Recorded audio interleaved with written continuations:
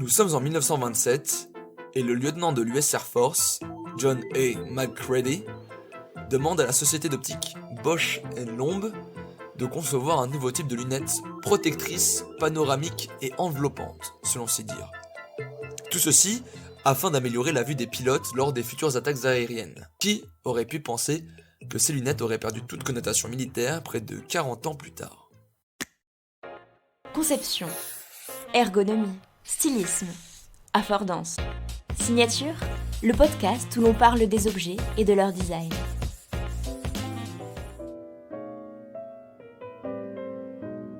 En 1930, le verre RB3 est inventé.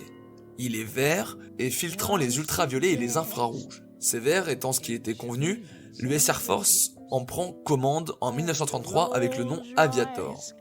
3 ans plus tard, en 1936, le modèle est commercialisé sous la marque Ray-Ban, provenant de la contraction de Rayon Banishment, exclusion des rayons, et sera mise en avant par des vedettes de cinéma et le général Mark Arthur. Une deuxième version sera réalisée dans le cadre de la Seconde Guerre mondiale, avec une teinte progressive. Une partie foncée pour protéger du soleil, et une partie plus claire pour avoir une bonne précision sur le tableau de bord du cockpit. À la fin de la guerre, la marque fait partie des objets typiques des États-Unis, avec le jean, le Zippo et le chewing-gum qui débarquent en même temps en Europe. Près d'une dizaine d'années plus tard, en 1952, Ray-Ban crée le modèle Wayfarer.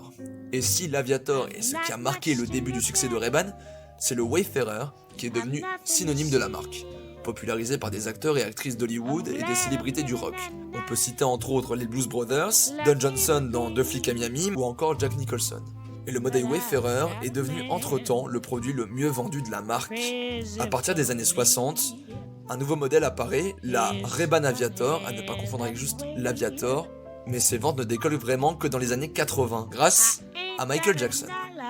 Preuve de ce succès, en 2006, Ray-Ban vend 14 millions de paires de lunettes, conservant alors leur statut d'icône jusqu'à nos jours. Cool, noir et indémodable. I've got that man mad about me. He's